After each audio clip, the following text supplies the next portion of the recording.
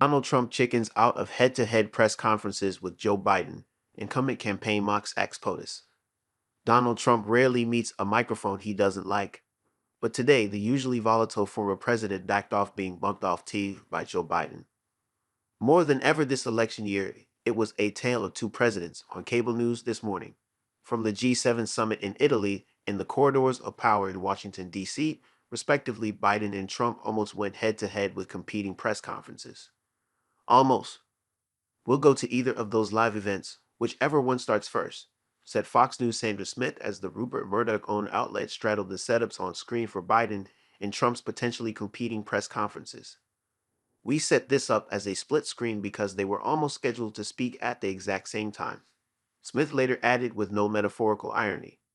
Seeing which president went first, Sin, Lissig, and Buck World News also leaped back and forth between the two empty podiums.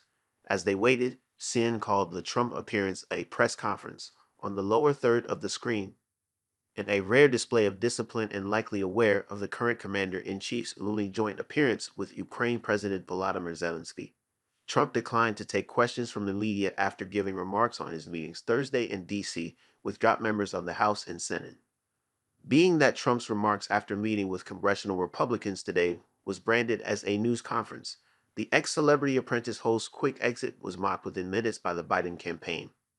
Surrounded by senators and congressmen, though noticeably not Senate Minority Leader Mitch McConnell, Trump started speaking at 10:44 a.m. and mainly stayed on the teleprompter with a reiteration of his stump speech. "We want to make America great again," Trump said as GOP leaders stood by their convicted and presumed third-time candidate. "We want to make our country great again. We're a nation that's in decline. We're a declining nation. We're a nation that has been left out all over the world. We have a leader that's been left out all over the world, and we're going to turn it around. We're going to turn around fast. The polls are looking like they're very strongly for us." Although he threw in a few swipes at his rival, Trump did not mention Biden by name.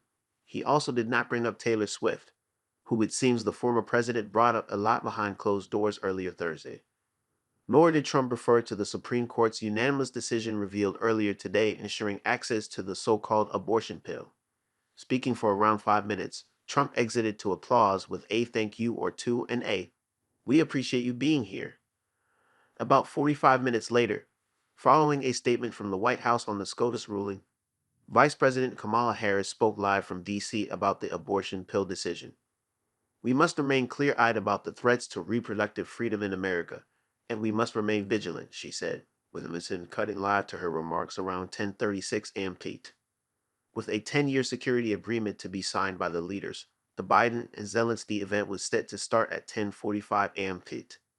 It did not begin until 11:47 a.m. or 8:47 p.m. in Apulia, Italy. Noting the big deals and security agreement inked by the U.S. and Ukraine on the sideline of the G7 summit, Fox News' John Robert joked about the delay, which isn't unusual for Biden events, and that things happen late in Italy. Minutes before the two presidents took the stage in Italy, the American Report's co-anchor added, "So this is right within the sweet spot of still doing things official." While Biden was not interrupted by Trump, the president's stint on the international stage today was paused for a bit as a plane flew over the site of his and Zelensky's presser.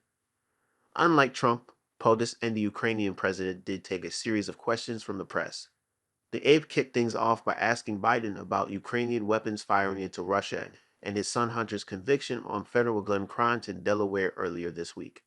Although Biden griped about some reporters not playing by the rules, topics such as the war in Gaza and the consequences of the upcoming U.S. election also were brought up. Biden and Trump are set to meet face-to-face on June 27 in Atlanta on Sten for their first debate of the close White House race.